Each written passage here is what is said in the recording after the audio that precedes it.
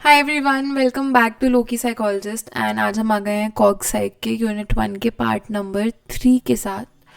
So we have already covered कि cognitive psychology क्या होती है, उसका पूरा नेचर हमने पार्ट 1 में कर लिया था। We have done the brief history of cognitive psychology. अब हमारे पास सिर्फ और सिर्फ दो टॉपिक्स बचे हैं। First is research methods and then we have paradigms.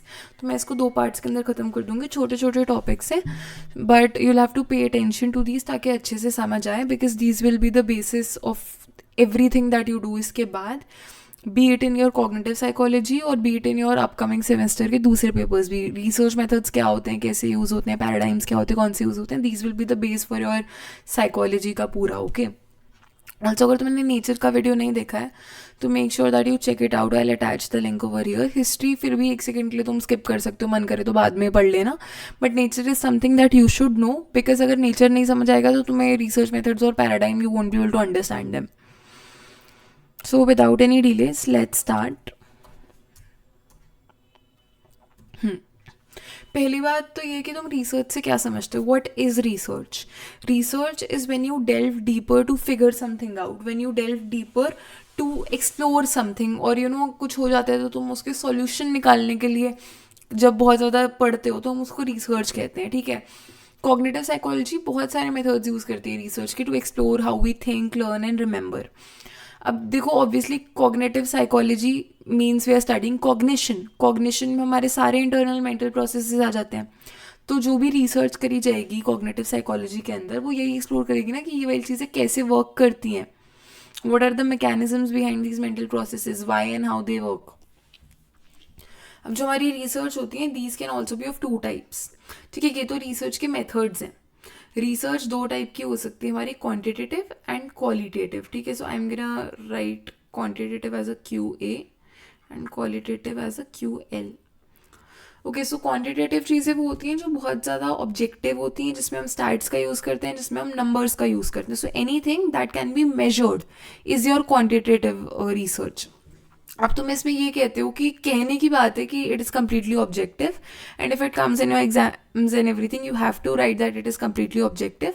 But एक बात समझो कि nothing that you do in research can be 100% objective, क्योंकि जो तुम रिसर्च क्वेश्चन उठा रहे हो, जो तुम प्रॉब्लम उठा रहे हो, let's say that I am a person and I want to study how people who are in the cars और रेड लाइट्स पे जो भी लोग होते हैं वो कैसे बेगर्स को ट्रीट करते हैं। So there might be a reason why I want to study it. Maybe let's say that I feel very empathetic towards the beggars, so that's why I want to understand how people behave in front of them. ठीक है, how people treat them. So वो आपकी कहीं ना कहीं किसी ना किसी चीज में बायस तो आ ही जाती है। But still, if we compare it with qualitative methods, they are comparatively more objective in nature, since we are quantifying everything. हम साइंस का यूज़ कर रहे हैं, स्टैटिस्टिक्स का यूज़ कर रहे हैं, एक्सपेरिमेंट्स कर रहे हैं, प्रॉपर कंट्रोल्ड एक्सपेरिमेंट्स कर रहे हैं। सो इसलिए they are quantitative researches. Qualitative is something that is more subjective. ठीक है, something that you can not really understand with numbers, कुछ ऐसा जो आपको इंटरप्रेट करना पड़े। जैसे कि मुझे किसी का इंटरव्यू लेना है about how they have been feeling for the past 10 days। मैं चाहूँ तो मैं इसको क्वांटिटेटिव वे में क्या कर सकती हूँ, सेल्फ रिपोर्ट मेजर ला दूंगी, उसमें 1 to 10 वाला स्केल आ जाएगा कि oh have you been feeling down, then बंदे ने रेट करा, ऐसे कर करके रेटिंग स्केल वाल भी करवा सकती हूँ। But if I have to do the same thing in qualitative, मैं उससे इंटरव्यू लूंगी, ओपन एंडेड क्वेश्चन पूछूंगी, एंड मे बी बातों बातों में द पर्सन से समथिंग। जैसे कि लेट्स से whenever a person talks to you, they're not just talking to you, like let's say that I am talking to you and मैं बार बार बार बार एक पर्टिकुलर वर्ड है जो रिपीट कर रही हूँ, और if I am talking to you and I am again and again bringing up something that is with regard to my childhood, something that happened to me 10 years back, or if I'm talking to you and let's say that I'm in a relationship and I'm continuously mentioning my boyfriend, right? तो ये चीज़ें जो हैं ये कहीं ना कुछ आपको इंडिकेट करेंगी कि maybe the person that I am talking about holds a lot of importance to me, और maybe the experience that I am talking about means a lot to me. Okay, तो ये side qualitative में आपको वो चीज़ें भी observe करने को आ जाती हैं जो शायद क्वांटिटेटिव कभी कैप्चर नहीं कर पाएगा। So we have a lot of methods of research when it comes to cognitive psychology. ये मेजर मेजर उनमें से हैं जो आपके सिलेबस के अंदर है, and I will cover these थोड़ा आगे. पहले हम ये समझते हैं कि रिसर्च के गोल क्या होते हैं. नाउ वी ऑल नो कि रिसर्च का मेथड क्या होता है. हम पहले डिस्क्राइब करते हैं डेटा डिस्क्रिप्शन, फिर हम एक्सप्लेन करते हैं, फिर हम उसे प्रिडिक्ट करते हैं, है ना. So all these things happen.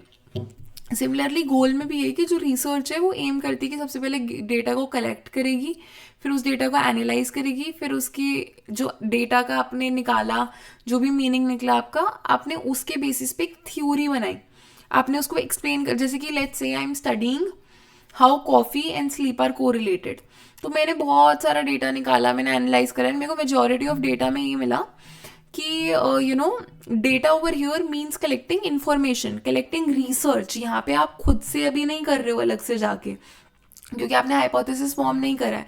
आप वो एग्जिस्टिंग लिटरेचर के बेसिस पे एनालाइज कर रहे हो और आप एक थ्योरी निकाल रहे हो कि हाँ, as per whatever research that I have done और रेड, उसके बेसिस पे तो यही है कि हाँ, people tend to lose their sleep, they tend to feel more wakeful जब वो कॉफ़ी ले लेते हैं.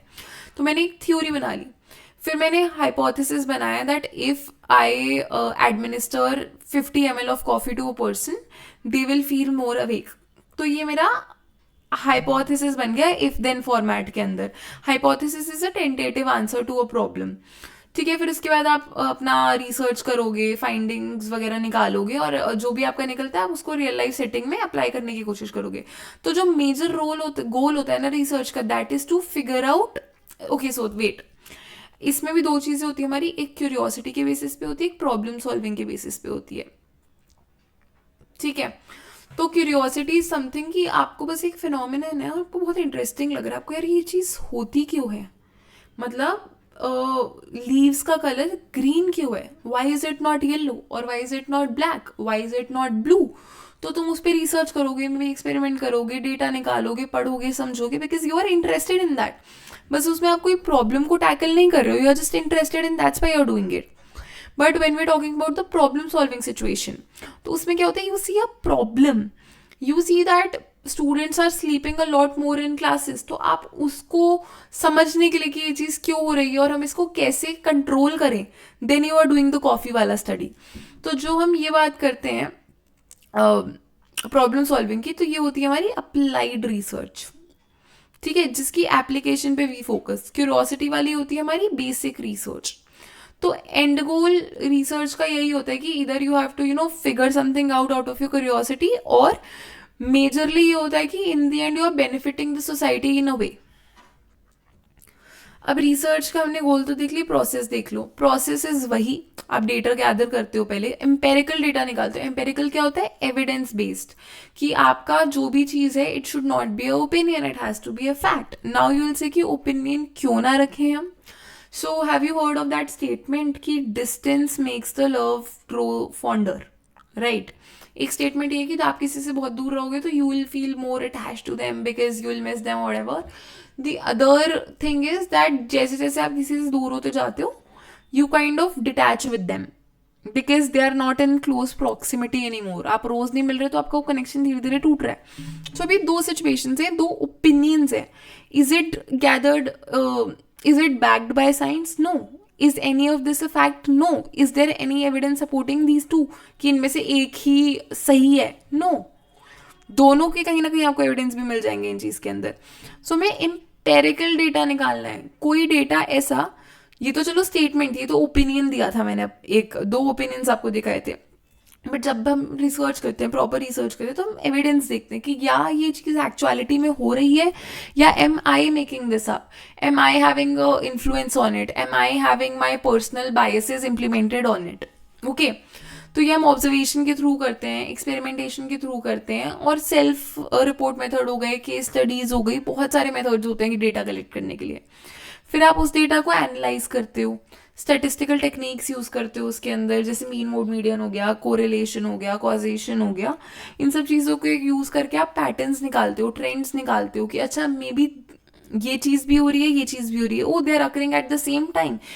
Could it be that this A factor is causing the B factor? फिर इन सबसे आप मिला के एक थ्योरी निकालते हो, एक प्रिंसिपल्स को निकालते हो कि क्या क्या हो सकता है. फिर आप हाइपोथेसिस बनाते हो, उस हाइपोथेसिस को यू टेस्ट। अगर हाइपोथेसिस प्रूव हो जाता है, अगर ये चीज़ आपके पास आ जाती है कि हाँ भाई कॉफ़ी से नींद उड़ती है, तो आप वो आगे सबमिट कर दोगे, रिपोर्ट कर दोगे results. But in case your hypothesis does not gate proven, in case it happens कि नहीं कॉफ़ी से तो कुछ नहीं हो रहा, नींद शायद बंदे को इसलिए आ रही है या क्योंकि they haven't slept for very long, या फिर वो सुबह 10 घंटे सो गए तो इसलिए उनको रात को नींद नहीं आई, there are many other factors, coffee is not the reason behind it, तो आपका वो हाइपोथेसिस फॉल्सिफाइड हो गया। अब वो फॉल्सिफाइड हो गया तो आप उसको रिपोर्ट करोगे, because there is a possibility that some other researcher out there would be doing the same research. ठीक है, तो आप उसको रिपोर्ट करोगे कि इसका एंड गोल नहीं निकल रहा, या maybe other people could also tested to say कि आपके शायद डिजाइनिंग के अंदर कोई फॉल्ट था कि आपने एक्सपेरिमेंट उस वे में कंडक्ट नहीं करा जिससे आपको रिजल्ट मिलने चाहिए थे। फिर आप अपनी थ्योरी दोबारा रिवाइज करते हो, फिर हाइपोथेसिस बनाते हो, फिर उसको टेस्ट करते हो, फिर अगैन आप रिजल्ट कर देते हो। ठीक है, अब यहाँ मैंने पी वैल्यू दिया हुआ है, तो what is a p value? p value is basically a statistical value that says कि जो हमारी स्टडी है वो कितनी बाय चांस है और कितनी वो एक्चुअलिटी के अंदर एक फैक्टर दूसरे फैक्टर पे इफेक्ट डाल रहा है। फॉर एग्जाम्पल लेट्स से कि आइसक्रीम का कंज्यूमरिज्म बहुत बढ़ रहा है, आइसक्रीम बहुत नॉट कंज्यूमरिज्म, आइसक्रीम का कंजम्पशन बहुत ज़्यादा बढ़ रहा है, एंड ड्राउनिंग से डेथ बहुत ज़्यादा हो रही है, and these are all both happening at the same time. तो क्या मैं ये कह सकती हूँ कि आइसक्रीम का क्योंकि कंजम्पशन बढ़ रहा है उसकी वजह से लोग डूब के ज़्यादा मर रहे हैं? Doesn't make sense, it could just be a coincidence, right? तो अब आप ये कैसे पता लगाते हो कोइंसिडेंस है या नहीं है? उसी के लिए हम पी वैल्यू को कैलकुलेट करते हैं। पी वैल्यू अगर 0.5 या 0.75 से ऊपर है तो माना जाता है कि नहीं अच्छे, नॉट इवन 0.5 क्योंकि 50% के आसपास हो जाता है। तो like if it is about above 0.75 तो आपका ये माना जाता है कि हाँ बहुत अच्छे चांसेस है कि ये जो रिजल्ट आया है ये कोरिलेशन कॉजेशन के पीछे आया है कि हाँ मे बी कॉफ़ी से ही लोग अवेक फील कर रहे हैं। और अगर पी वैल्यू बहुत कम होती है दैट मीन्स कि हमारा जो रिजल्ट आ रहा है that is mostly by chance. अगर 0.1 वैल्यू आती है हमारी आइसक्रीम और उसकी डेथ्स की, तो will say that there is lot of possibility कि ये रैंडमली हुए हैं। Then we have theory revision and further, अच्छा ये सब तो मैंने बता ही दिया। Okay, this is a very basic example कि मैंने अगर आपको राइटिंग के अंदर कुछ लिख के दिया, let's say I formed a hypothesis that if I write badly the other person would not be able to comprehend it well. तो मैं इसी पे सर्च करती हूँ कि I will put on many different ways of handwriting and everything, अलग अलग way में कंटेंट लगाऊंगी and I try to figures things out. तो अगर अच्छा कंटेंट अच्छी राइटिंग के अंदर लोग बेटर कॉम्प्रीहेंड कर पा रहे हैं तो मेरा हाइपोथेसिस प्रूव हो जाएगा, और गंदी में नहीं कर पा रहे हैं देन अगेन मेरा हाइपोथेसिस प्रूव हो जाएगा। So that's what it is. Okay, so now will be talking about the research methods जो हम मेनली करने आए हैं आज। तो इसके अंदर हमारे बहुत सारे टाइप्स होते हैं, जैसे कि लेबोरेटरी हो गया, सेल्फ रिपोर्ट हो गया, केस स्टडी हो गया, हम वन बाय वन सारे करेंगे। लेबोरेटरी जो होते हैं वो कंट्रोल्ड सेटिंग्स के अंदर करे जाते हैं। Mainly whenever we are doing lab experiments there are 2 groups formed. ठीक है, there is group A and there is group B, जिसको हम कहते हैं कंट्रोल ग्रुप और एक्सपेरिमेंट ग्रुप। कंट्रोल ग्रुप वो होता है जिसमें हम कुछ भी एडमिनिस्टर नहीं कर रहे, उनको बस, जैसे कि let's say we are taking the coffee and focus का एग्जांपल। तो हमने यहाँ पे क्या करा, हमने बंदे को एक टास्क दे दिया, उस पर टास्क को रख दिया कि आप कर लो। इसमें हमने बंदे को वो सेम टास्क दिया एक्सपेरिमेंट ग्रुप के अंदर, बट हमने एक वेरिएबल इंट्रोड्यूस करवा दिया।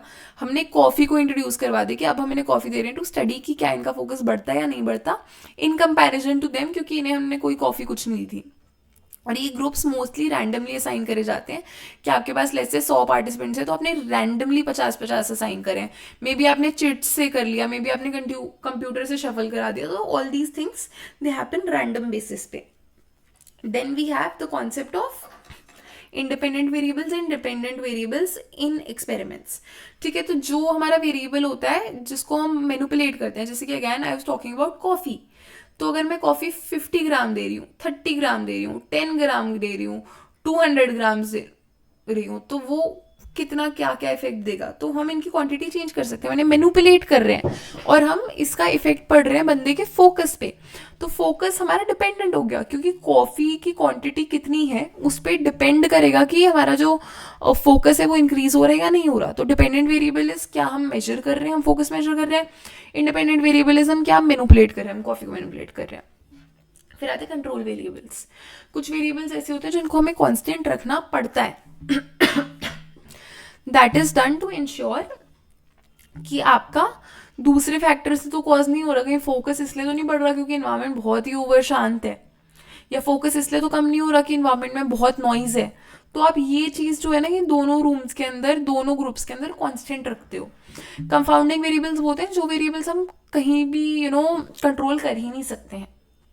ठीक है, जैसे कि मान लो that the participant I have is very anxious and उनका it's like that anxiety has become their trait at this point. तो मैं उनकी एंग्जाइटी को तो कंट्रोल नहीं कर सकती ना, मैं कितना ही ट्राई कर लूँ, कितना ही मेडिटेशन करा दूँ, and there is a very strong possibility the participant might not tell me that they are experiencing anxiety at the moment, right. तो ये चीज़ें इन्फ्लुएंस कर सकती है ग्रुप के results. I am sorry, I just need to have water once.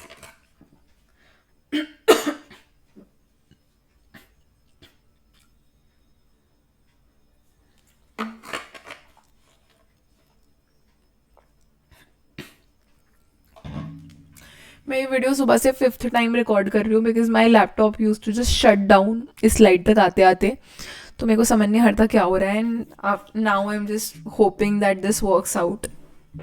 And अच्छा, तो as a said कि पार्टिसिपेंट्स जो है वो रैंडमली असाइन करे जाते हैं बायस अवॉइड करने के लिए। Then experiments allow inference of causality because of controlled manipulation and random assignment. क्योंकि हम बहुत कंट्रोल्ड वे के अंदर चीज़ें कर रहे हैं, रैंडमली लोगों को असाइन कर रहे हैं, तो there is a very strong possibility कि कॉजल रिलेशनशिप इस्टेब्लिश हो। कॉजल रिलेशनशिप क्या होता है कि ए की वजह से भी हो रहा है, ठीक है।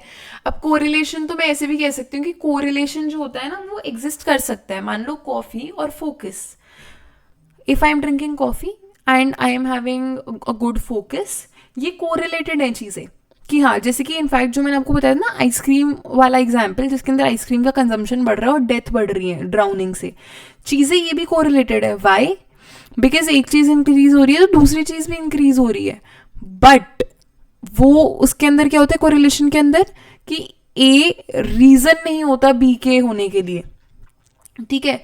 जो ए में चेंज आ रहा है जरूरी नहीं है कि उस रीजन से बी में चेंज आ रहा है। It could just be a factor of chance, it could just be because of a third factor. तो जब हम एक्सपेरिमेंट्स की बात करते हैं तो हम कॉजलिटी की बात करते हैं, कॉजल रिलेशनशिप्स की बात करते हैं, जिसका मतलब होता है कि इंश्योर कराना कि जो ए हो रहा है या जो बी के अंदर हमारे चेंजेस आ रहे हैं वो ए के पीछे आ रहे हैं। One is causing the other factor, ठीक है। Common outcome measure includes percent correct accuracy, reaction time हम कई बार स्टडी करते हैं एक्सपेरिमेंट्स के अंदर, we try to make it as accurate as possible, ठीक है। सब्सट्रैक्शन मेथड भी हमारा एक होता है use in reaction time studies to isolate processing time for specific mental। अच्छा, so basically what this is I'll just give you example of it। मैं read कर रही थी तो मैं reading से पहले समझ आए, but it is a kind of a complex language। तो इसमें क्या होता है कि जैसे कि when you are in the class and तुमसे टीचर ने पूछा कि define psychology, तो आपके माइंड में immediately प्रोसेस चला कि हाँ what is psychology, psychology is the study of mind behaviour, and एकदम से आपने हैंड रेज करा। तो जो आपका वो जो थॉट प्रोसेस चला, जो मेंटली आपका प्रोसेस चला, और जो आपका हाथ उठाने का डिफरेंस था टाइम का, तो उसको आप सब्ट्रैक्ट कर देते हो, ठीक है। तो बेसिकली आपका जो प्रोसेसिंग टाइम है उसको जैसे रिएक्ट, आपने हैंड रेज करा, that is you giving reaction. आपने माइंड में सोचा साइकोलॉजी क्या होती है, that is your mental process. तो आप प्रोसेस करने का जो टाइम है ना उसको सब्ट्रैक्ट कर देते हो, जिससे आपको एक्चुअल रिएक्शन टाइम पता लगे कि हाँ आपके माइंड में आंसर आ गया, अब आपको कितनी देर लगी वो रिएक्ट करने में, हैंड रेज करने में। Then we have psychobiological research. ये जो होती है ये हमारी cognitive performance and brain structure को स्टडी करती है साथ में, कि कैसे रिलेटेड है हम कॉग्निटिवली जो भी चीज़ें हो रही है वो हमारे ब्रेन के स्ट्रक्चर से कैसे रिलेटेड है, ठीक है। तो देर आर सर्टेन टेक्निक्स जैसे कि पोस्टमार्टम स्टडीज़ होती हैं। तो जो लोग ब्रेन डेड हो जाते हैं उनके ब्रेन को स्टडी करा जाता है कि अगर जैसे लेट्स से कि हिप्पोकैम्पस डैमेज होता है तो आपकी मेमोरी इफेक्ट होती है। तो अगर आप उनका ब्रेन स्टडी कर रहे हो and you see that the hippocampus is damaged and जब द पर्सन वाज अलाइव और तो यू सॉ कि हाँ मतलब मेमोरी जा रही थी एंड ऑल दैट, तो आपको पता लग रहा है कि वो हिप्पोकैम्पस के डैमेज के पीछे हुई है। ठीक है, so when you study the brain of brain dead individuals or just individuals who have died and given their body to science, तो आप ये फिगर आउट कर सकते हो कि ब्रेन का क्या फंक्शन, कौन सा स्ट्रक्चर है जो वर्क नहीं कर रहा था जिसके पीछे उनको ये इशू हो रहा था। लिविंग इंडिविजुअल्स के अंदर भी ब्रेन इमेजिंग होती है, जैसे कि एमआरआई स्कैन आपने सुना होगा, पेट स्कैन सुना होगा, इलेक्ट्रोएन्सेफलोग्राम सुना होगा विच इज़ लाइक ईईजी। तो ये चीज़ें आपने बहुत सुनी होंगी। तो ये क्या होता है कि व्हेन पर्सन इज लिविंग उनके ऊपर जैसे ईईजी के अंदर ना, I myself went to IIT Delhi and हमने ये ईईजी कंडक्ट करवाई थी as a part of a course. तो ईईजी के अंदर क्या होता है कि a person is made to wear cap sort of something and उसमें बहुत सारे छोटे छोटे छोटे छोटे होल्स होते हैं, उनके अंदर आपको वायर्स कनेक्ट करनी पड़ती हैं कुछ हेयर को पुल आउट करके and you do that and उसके बाद ना when ever a person is moving their eyes, a person is speaking something, तो आप उनकी ब्रेन वेव्स को देख सकते हो कि वो चेंज हो रही हैं। ठीक है, so if you are interested in to this please please please check out certain videos of EEG कैसे होती है या एमआरआई कैसे होती है, पेट स्कैन्स कैसे होते हैं। Why this helps is because तुम्हें एक बेटर अंडरस्टैंडिंग होंगी और तुम इन चीज़ों को अच्छे से और लिख पाओगे। ठीक है, अगर मान लो हमें पता है कि किसी के कॉग्निटिव डेफिसिट्स हैं, जैसे कि समबडी विद अल्जाइमर्स और समबडी विद डेमनीशिया, तो आप उनका ब्रेन स्टडी करोगे टू फिगर आउट कि is any part of the brain damage जिसके पीछे ये चीज़ हो रही है। फिर आप एक और हमारा ऑप्शन आ जाता है कि ब्रेन एक्टिविटी नॉर्मल कॉग्निशन के ड्यूरिंग पढ़ना, जैसे कि कॉग्निटिव आप टास्क कर रहे हो कोई, you are solving a block, जैसे क्लोज ब्लॉक डिजाइन है, और जस्ट डूइंग अ पजल और एनीथिंग, तो आप नॉन इन्वेजिंग इमेजिंग टेक्निक लेते हो या इलेक्ट्रोफिजियोलॉजिकल मेजर्स लेते हो उन वेव्स को मेजर करने के लिए। एनिमल मॉडल्स को भी यूज़ करा जाता है, काफ़ी सारी स्टडीज़ कैट्स पे होती है, मंकीज़ पे होती है ब्रेन फंक्शन के लिए। एथिकली जो चीज़ें ह्यूमंस पे नहीं करी जा सकती वो आप एनिमल्स पे करते हो। अब देखा जाए तो यार, if you're talking about the true ethics, even this feels wrong because life is life, but that is just something that happens in experiments, so we can't really do anything about it. अब इसके अंदर एक question होता है हमारा major साइकोबायोलॉजिकल research का कि how well do findings from an animal और abnormal human apply to normal human cognition. अब हम मोस्टली क्या आप कर रहे हैं इसके अंदर, तुम देखोगे एक ही पोर्शन पे आई टोल्ड यू कि लिविंग पीपल का मेजर करते हैं 2 पोर्शन में, बाकी we are doing about the dead people, we are doing it on animals. तो हम कितना ही नॉर्मलाइज कर सकते हैं। Maybe there is something wrong with a brain dead person that we are not aware of, and हम उसको कैसे सिंक कर देंगे with a particular cognitive activity. So ये वाला चीज़ is a very major question that arises in psychobiological research. Next is a self report measure. Self report is basically बंदा अपने ही अकाउंट देता है अपने प्रोसेस के बारे में। जैसे कि if you had psychology in 12th तो तुमने कुछ टेस्ट तो 100% कंडक्ट करे होंगे for your case study and everything. When I remember I was in 12th तो हमने स्कैट करा था, MMPI करा था। तो ये सारे जो है ना, ये सारे सेल्फ रिपोर्ट मेजर्स थे कि आपको एक फॉर्म दे देते हैं या आपको एक पूरा टेस्ट दे देते हैं जिसमें द पर्सन अपने एक्सपीरियंस से अपने बारे में रिफ्लेक्ट कर कर सोच कर बताता है कि हाँ मुझे ये चीज़ एक्सपीरियंस होती है, तो उस पर टिक करता है। या रेटिंग स्केल्स होते हैं, on the scale of 1 to 5 rate how happy you have been in the last 5 weeks, तो बंदा रेट करता है। तो उस तरीके से सेल्फ रिपोर्ट होता है। ठीक है, ये आप इंटरव्यू में भी कर सकते हो। Questioner is one part of it, जो भी मैंने बताया ना, questioner is one part of it. आप इंटरव्यू भी किसी का ले रहे हो ना, तो वो आपको बताएंगे कि हाँ दिस हैपेंड विद मी, और आई थिंक लाइक दिस, और I am like this, I perceive these things in a particular way. तो वो अपने बारे में खुद ही बता रहा है। सर्वे हो गई, कुछ भी चीज़ हो गई, तो हाँ ठीक है। लिमिटेशन ये कि कहीं ना कहीं इसमें इनएक्यूरेसी आ सकती है, इंटेंशनल हो या ना हो, क्योंकि our memory also fades away. We as humans, our memory is not एकदम rigid. I can not remember point to point what happened with me 10 years back. I can not, it's a very human thing. मैं कहीं ना कहीं मेरी memory modify हो जाती है, कहीं ना कहीं हमारी memory actually we create things that have never happened before. उसको हम फॉल्स मेमोरी भी बोलते हैं। So these are certain limitations and लोग हो सकते हैं कि आपकी बात ढंग से ना समझ पा रहे हो तो उन्होंने गलत चीज़ बोल दी हो, या उन्हें लग रहा हो कि यार अगर मैं ये बोलूँगा ना तो मे be I look very bad, तो वो डिजायरेबिलिटी के लिए कुछ उल्टा घुमा के बोल देते हैं. Next method is case study. ठीक है, तो केस स्टडी जो, ये मैंने अलग अलग से क्यों नहीं लिखा. केस स्टडी जो होते हैं, these are the detailed accounts of a individual, या फिर आप किसी स्मॉल ग्रुप के बारे में इंडिविजुअल की लाइफ हिस्ट्री को उठाते हो, या not even life history. Let's say again I give you example of a brain dead person. ठीक है, तो ब्रेन डेड में क्या हुआ, तो आपने उसकी हिस्ट्री उठाई कि मेडिकल हिस्ट्री क्या थी, what was the lifestyle of this person, when and how things changed, how did he become brain dead, क्या वो चीज़ें दूसरों के साथ भी हो सकती हैं. तो आप इन डेप्थ एक बंदे को स्टडी करते हो. See one of the limitation is कि आप ये चीज़ हर बंदे पे जनरलाइज नहीं कर सकते, because every human is different. एक जैसे जिनी स्टडी थी, it's a very shocking study actually. इसके अंदर I give you a brief about it, तुम चाहो तो तुम इसके बारे में पढ़ सकते हो. तो there was this guy who locked his daughter in a particular room for I think 14 years or something, and that girl was only given food I think बहुत कम, and the girl was made to pee I think in the same bed that she was sleeping in, and बहुत ही गंदा description है study का. And ये उसको मतलब isolate करा गया for so many years, and उसने क्योंकि कभी ह्यूमन इंटरेक्शन करा ही नहीं, she never knew any person, she was just there locked in that one room for so many years. तो उन्होंने कभी लैंग्वेज डेवलप नहीं करी, कभी she could not act like normal humans. हमेशा उसका जब उसको बाद में बहुत टाइम बाद उसको निकाला गया बाहर, पता लगा ये कि स्टडी पूरी उस पर करी गई, तो पता लगा कि उसका जो बिहेवियर था that was extremely different from what we do in our human society. Because उसने कभी वो नॉर्म्स देखे ही नहीं, उसको कुछ भी नहीं पता, वो हमेशा से बस वहीं पे अकेले लॉक्ड रही है. ओके, तो that is one of the study.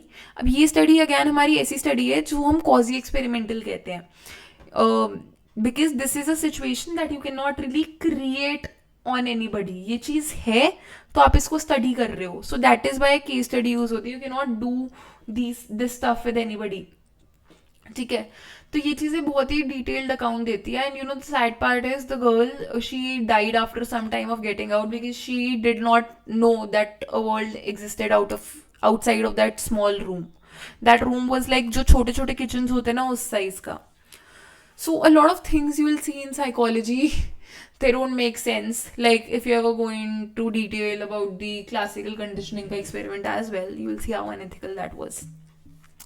So anyways moving on, इसके अंदर भी यही होता है कि आपको बहुत रिच और बहुत डिटेल्ड डेटा मिल जाता है जो आप एथिकली मेथड्स यूज करके नहीं इंट्रोड्यूस कर सकते हो. फिर इससे आप हाइपोथेसिस भी फॉर्म कर सकते हो और अपनी अंडरस्टैंडिंग डीपन कर सकते हो. But the only thing is आप इसको टेस्ट नहीं कर सकते, because again these are not ethical. जो चीज़ के साथ हो चुकी है आप उसको स्टडी करते हो. नेचुरलिस्टिक ऑब्जर्वेशन नेक्स्ट है हमारा. तो आप कॉग्निटिव परफॉर्मेंस को रियल वर्ल्ड सेटिंग के अंदर पढ़ते हो विदाउट एनी मैनिपुलेशन. आप उसमें कुछ वेरिएबल इंट्रोड्यूस नहीं करा रहे, कुछ नहीं कर रहे, आप बस खड़े हो और आप देख रहे हो कि क्या चीज़ हो रही है, कैसे वर्क कर रही है. इसकी ecological validity is very high in comparison to your laboratory experiments, because चीज़ें जो हो रही है वो बहुत ही रियल लाइफ सेटिंग के अंदर, आप कुछ इंटरफेयर नहीं कर रहे, आप बस खड़े हो कि देख रहे हो कि क्या हो रहा है. तो they are more likely to be applicable in real world setting. But जब आप लैब की बात करते हो, तो जब लोगों को पता होता है ना कि उनके ऊपर कोई एक्सपेरिमेंट हो रहा है या उनको ऑब्जर्व करा जा रहा है, तो उनका बिहेवियर कहीं ना कहीं चेंज हो जाता है. सो वो चीज़ें ज़रूरी नहीं है कि इकोलॉजिकली वैलिड रहें, कि बाहर भी लोग सेम बिहेवियर करें आके. ठीक है, then we have case studies. अच्छा ठीक है, then we have computer simulations and artificial intelligence. अब तुम कहोगे भाई एआई कहाँ से घुस गया, एआई तो अभी अभी आई चीज़ है. नहीं, पहली बात तो एआई अभी अभी नहीं आई चीज़ है, एआई बहुत टाइम से चल रहा है. मैंने तुम्हें ट्यूरिंग टेस्ट वगैरह भी सब कुछ समझाया था लास्ट वीडियो के अंदर.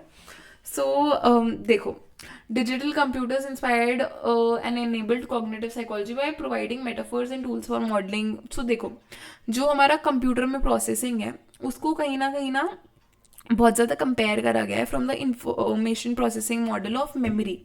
बॉक्स एंड एरो के अंदर कैसे एक कंप्यूटर चीज़ों को एनकोड करता है, स्टोर करता है और टाइम आने पे रिट्रीव करता है, वैसे ही एज ह्यूमंस हम काफ़ी परफॉर्मेंस करते हैं, काफ़ी हमारे फंक्शंस परफॉर्म करते हैं जो कहीं ना कहीं are similar to a computer.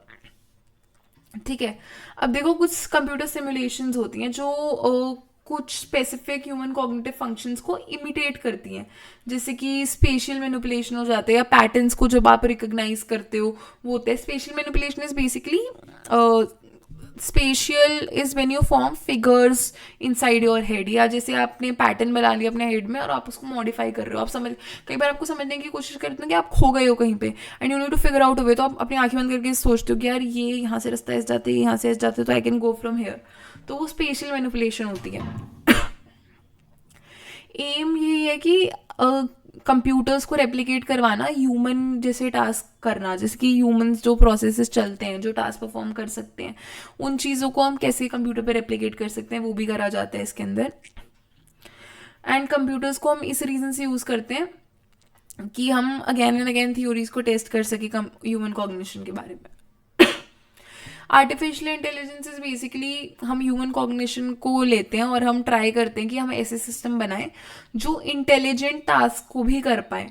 ठीक है, अब जैसे एक चेस प्लेइंग प्रोग्राम लॉन्च हुआ था पहले, तो the chess that you usually play in your computer now, तो उसके अंदर there is basically a brute force which evaluates massive numbers of possible. हाँ, तो जिसके अंदर ये क्या होता है कि बहुत सारे मूव्स जो होते हैं कंप्यूटर बहुत जल्दी जल्दी जल्दी लेता है कि ह्यूमंस को एकदम कंप्लीटली बीट कर देता है और वो ह्यूमन थिंकिंग को मिमिक नहीं करता। The computer is ahead, you know how when you go to the hardest level of that chess game तो आप कुछ नहीं कर पाते। So that is basically computer operating on a very high level. Stimulation is basically जब आप human के level पे लाने की कोशिश करते हो एआई को, and it is so weird actually that when we say this it basically means that AI is smart and we as humans are dumb, but well अब क्या कर सकते हैं हम। तो सिमुलेशन में हम ट्राई करते हैं कि एआई को हम ह्यूमन के लेवल पे ला के दें। You know how chat GPT पे you ask for a answer जब तुम्हें असाइनमेंट करनी होती है and then you click simplify it like I wrote it. So sometimes you get very frustrated कि इसने इतना प्रोफेशनल क्यों लिख दिया, इतने अच्छे से क्यों कर दिया। तो that is brute force. Simulation is उसको ब्रिंग डाउन करना। जो हाइब्रिड मॉडल्स होते हैं वो इन दोनों अप्रोचेस को कंबाइन करते हैं, the computer simulations and artificial intelligence की सॉरी दोनों कंबाइन करते हैं ब्रूट फोर्स को और सिमुलेशन को, ताकि एक परफेक्ट आंसर आ सके, एक परफेक्ट वे के अंदर आप चीज़ों को वर्कआउट कर सको। And we in cognitive psychology we try to use the best out of the tech, जैसे कि जो भी कंप्यूटर्स हो गया, आर्टिफिशियल इंटेलिजेंस हो गया, to figure out more things about minds nature and how human cognition functions and is it possible to replicate human cognition.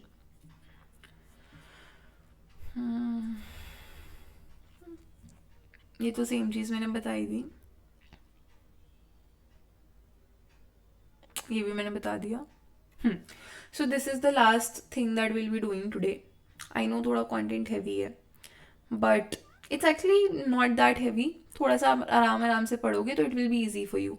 अच्छा, also this is more of a overview of whatever we have done till now. ये I think Sternberg से लिए मैंने table, it's either Sternberg और Galotti, most likely it is Sternberg. तो इसके अंदर अलग अलग बेसिस के ऊपर हमने डिफरेंशिएट करा हुआ है मेथड्स को। So I would suggest that you pause the video for a minute और let's say 5 minutes, go drink some water, wash your face, थोड़ा सा माइंड रिफ्रेश हो जाएगा। After that you can just come back again and यहाँ से आगे का continue कर लो, बिकॉज ये सिर्फ रिकैप है उन चीज़ों का जो चीज़ें मैंने अभी कवर करा ली हैं। Okay, plus I think there are a few add ons like strengths and weakness, बाकी तो इट्स मोर और लेस द सेम। तो जब हम कंट्रोल्ड लैबोरेटरी एक्सपेरिमेंट्स की बात करते हैं तो अगर हम मेथड देखें तो वो सैम्पल्स ऑफ परफॉर्मेंस कलेक्ट करता है एक पर्टिकुलर टाइम और प्लेस पे, क्योंकि वो लैब में एक्सपेरिमेंट हो रहे हैं। रैंडम असाइनमेंट होती है, मैंने बताया था। इंडिपेंडेंट वेरिएबल्स जनरली कंट्रोल करे जाते हैं। सैम्पल साइज कुछ भी हो सकता है, it's preferred to have a bigger sample but you can take anyhow. Sample representative होना चाहिए because you have to because in order to make it more generalizable you have to make the sample representative. Ecological validity उतनी ज़्यादा नहीं होती as I said because it's happening in a lab, so it's not necessary that it's happening in the lab, so it's not necessary कि ये चीज़ आपके in real life भी applicable हो. Then information about individual differences को कई बार ignore कर दिया जाता है लेबोरेटरी एक्सपेरिमेंट्स के अंदर, बिकॉज हम एक फिनोमिनन को स्टडी कर रहे होते हैं कि ये चीज़ कैसे हो रही है. हम ये नहीं देखते कि he as a person is very intelligent और he as a person is very anxious. We generally do not see until unless it is very much required in your study. Strength की बात करें तो लैब के अंदर होता है, controlled होता है, तो आप इजिली एडमिनिस्टर कर सकते हो. कॉजल इन्फ्लुएंसेस अच्छे से निकाल सकते हो कि everything is being controlled. Weakness यही हो कि आप जनरलाइज नहीं कर सकते और रियल लाइफ बिहेवियर के अंदर कहीं ना कहीं डिफरेंस आ जाता है, बिकॉज लैब के अंदर things are happening in a more sophisticated manner. Psychobiological research animal brains human brains को स्टडी करती है अलग अलग साइकोलॉजिकल टेक्निक्स और इमेजिंग टेक्निक्स को यूज़ करके. रैंडम असाइनमेंट जनरली नहीं होता because we are studying a particular thing and हम जब ब्रेन को स्टडी कर रहे होते हैं तो हमें क्लासीफाई करनी होती हैं चीज़ें. एक्सपेरिमेंटल कंट्रोल ऑफ, देखो अब इंडिपेंडेंट वेरिएबल कंट्रोल हो रहे हैं या नहीं हो रहे, इट डिपेंड्स कि आप कौन सी टेक्निक यूज़ कर रहे हो. ठीक है, I you using MRI, I you using PET scan, what are you using, उस पर डिपेंड करता है. सैम्पल साइज स्मॉल होता है क्योंकि आप डायरेक्टली इंटरवीन कर रहे हो किसी के ब्रेन के अंदर. रिप्रेजेंटेटिव नहीं होता because mostly you are studying the brain of people who are having a particular disorder और who are brain dead. Validity कई बार होती है, कई बार नहीं होती. इंडिविजुअल डिफरेंसेस की इंफॉर्मेशन अच्छे से होती है. स्ट्रेंथ ये कि एविडेंस काफ़ी अच्छा निकलता है कि हाँ because this brain part is not working, this is affecting a particular cognition. ठीक है, एक अलग व्यू मिल जाता है आपको कॉग्निटिव प्रोसेसेस का कि वो चीज़ कैसे हो रही है. एंड आप ट्रीटमेंट भी, अगर आपको पता है कि एक पर्टिकुलर ब्रेन पार्ट की वजह से कोई प्रॉब्लम हो रही है तो मे बी उस ब्रेन पार्ट को ट्रीट करके आप वो प्रॉब्लम ठीक कर सकते हो. एक्सेसिबिलिटी कम है बिकॉज एक तो बहुत ज़्यादा आपको फंड्स चाहिए और बहुत ज़्यादा सब्जेक्ट चाहिए, तो it's very difficult to find people like that who would be willing to have experiments performed on them. Sample इसलिए छोटे लिए जाते हैं और जनरलाइजेबिलिटी बहुत ज़्यादा नहीं हो पाती क्योंकि एबनॉर्मल ब्रेन्स को आप कितना ही नॉर्मल ब्रेन पे जनरलाइज करोगे. सेल्फ रिपोर्ट हो गए तो अपनी खुद की कॉग्निशन प्रोसेसेस बताते हैं. रैंडम असाइनमेंट नहीं होता है क्योंकि आप सबको ही दे रहे हो तो इसमें कोई एक्सपेरिमेंट नहीं है, कुछ नहीं हो रहा, so there is no random assignment of it. ठीक है, एक्सपेरिमेंटल कंट्रोल भी नहीं होता बिकॉज ज़्यादा कुछ आपके सेल्फ रिपोर्ट के अंदर वेरिएबल्स ऐसे होते नहीं हैं most likely. Sample size generally small ही रहता है. रिप्रेजेंटेटिव हो भी सकता है, नहीं भी हो सकता, depends on your study. Ecological validity में अगैन डिपेंड आप कितने बड़े सैम्पल पे कर रहे हो, क्या कर रहे हो, because this is something that is very subjective in nature. आप बंदे से अपने ही कॉग्निशन के बारे में सोच रहे हो, so it can very. And obviously individual differences की इन्फॉर्मेशन ही ले रहे हैं हम. स्ट्रेंथ ये कि इंट्रोस्पेक्टिव इंसाइट मिल जाती है आपको, लोग अपने बारे में क्या सोचें वो मिल जाता है. बट वीकनेस की बात करें तो आप अपने माइंड के अंदर आप कितना ही बता सकते हो क्या चल रहा है. If I'm talking to you, you are listening to me. Can you tell me what all parts of your brain are operating in listening to me and understanding to my voice and understanding to the text that I'm speaking about? You cannot, right? Verbal protocols and self-rating कहीं ना कहीं आपके just because you are observing yourself, it may affect the process जो actual के अंदर होने चाहिए थे. Because वही बात हो गई कि आप जब जैसे कि when you are thinking about what you are thinking, कि सोचो कि तुम क्या सोच रहे हो, तो आपका एकदम से दिमाग ब्लैंक चल जाता है because you are focusing on what you are thinking and वो thought of what I am thinking is the thought that you are thinking. So वो थोड़ा सा ऐसे साइकिल में आ जाता है. रिकलेक्शन इज बेसिकली आपको ज़रूरी नहीं है हर चीज़ याद हो, एंड फॉल्स मेमोरीज भी हो सकती हैं. This is the last slide of the day and will be done after this.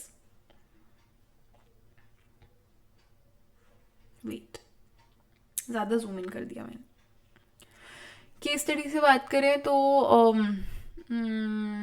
Single individual की स्टडी होती है और where are the criterias are not here, I have to wait. इसमें criteria का दिक्कत है. रैंडम असाइनमेंट जो है वो हाईली अनलाइकली रहता है. Then we have control of variable, sample size, sample representativeness. Control की बात करें तो उतना नहीं होता. सैम्पल स्मॉल हो सकता है, ज़रूरी नहीं है कि रिप्रेजेंटेटिव हो. इकोलॉजिकल वैलिडिटी कुछ इंडिविजुअल्स के लिए हाई हो सकती है जो सेम चीज़ों के से सफ़र कर रहे हैं, बट जनरलाइजेबिलिटी उतनी ज़्यादा पॉसिबल नहीं होती. ठीक है. इंडिविजुअल क्योंकि केस स्टडी कर रहे हो, आप किसी के बारे में कर रहे हो, तो you are obviously getting a very detailed information about them.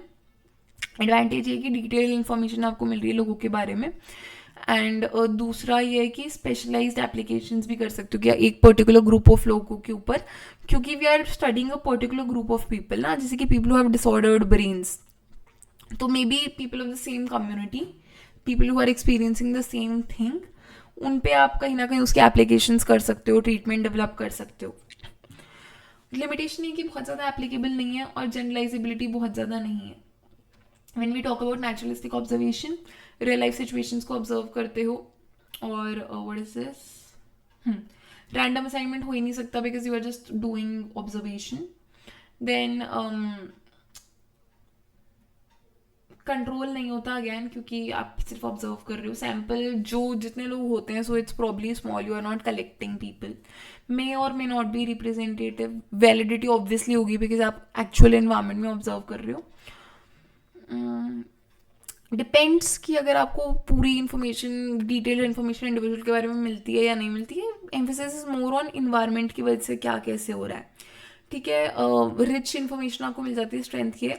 Limitation है कि बहुत ज़्यादा एक्सपेरिमेंटल कंट्रोल नहीं होता और आपका बिहेवियर में भी हो सकता है कि just because you are observing them, इसके पीछे आपका बिहेवियर, उन लोगों का बिहेवियर शायद चेंज हो जाए. स्टिमुलेशन है, I just told. Stimulation is basically computers कैसे स्टिमुलेट करते हैं ह्यूमन थिंकिंग को. AI is basically human intelligence को कॉपी करना with computers. Sample control is not applicable. No wait, what was that? Random assignment is not applicable. Control आपका रहता है variables के ऊपर पूरा का पूरा because you are studying a computer for real. Sample size representative है नहीं है, ecological validity, all these things are not applicable because we are doing it on humans. Again individual differences are not applicable. Strength ये कि आप possibilities को explore कर देते हो कॉग्निटिव प्रोसेसेस के लिए. क्लियर हाइपोथेसिस आप टेस्ट कर पाते हो. प्रैक्टिकली काफ़ी ज़्यादा एप्लीकेशंस होती हैं, जैसे रोबोटिक्स के अंदर हो गई है ना. कुछ भी टास्क अगर आपको डेंजरस टास्क करना है, फॉर एग्जांपल जैसे कि I recently went out of station, I was near the mountains and people were literally landslide हुई हुई थी एंड वहाँ पे they were there with their bulldozers और व्हाटएवर दैट इज, जिससे पत्थर वगैरह उठाते हैं. And it was literally on the verge. I was so scared. I was like what if this falls down. तो ये डेंजरस चीज़ें if we can replicate using AI, it is gonna help us a lot as humans. Limitation ये है कि hardware की जो limitations होती हैं, ऑब्वियसली सॉफ्टवेयर की जो लिमिटेशंस होती है, because you are testing it on a computer, you are not doing it on human. A computer will not tell you what is happening, how they are feeling. ठीक है. Simulations जो होते हैं वो मे बी उतने अच्छे से model नहीं कर पाएंगे जो ह्यूमन ब्रेन करता है. So that is all for today.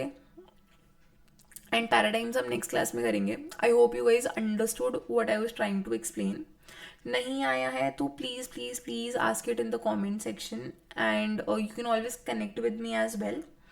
So I am available on my WhatsApp community Loki psychologist करके. Basically you will have to join it using the link, क्योंकि तुम नाम से व्हाट्सएप कम्युनिटी ज्वाइन नहीं कर सकते. You can follow me on Instagram. मैंने community का लिंक वहाँ पे भी दिया हुआ है. You can reach out to me on Instagram if you have any issues. You can always and always comment YouTube video पे कोई डाउट है कुछ है तो आई विल मेक श्योर कि मैं नेक्स्ट वीडियो के अंदर वो एक्सप्लेन कर रही हूँ. और मैं नहीं करती तो मैं एक अलग से डाउट सेशन भी कर दूंगी अगर मैंने आपका मैसेज शायद बाद में देखा और मैंने यूनिट खत्म कर दिया तब तक. So but I will 100% I am saying that I will answer all your questions. ठीक है. ईमेल भी मुझे कर सकते हो if you have any doubt, any queries, anything with how you are suppose to move on with your exams. वैसे मैं एक सैम्पल बना दूंगी video how to write your exams and all. So yeah, I will have to take a call. So see you guys later. Bye bye. Thank you for watching.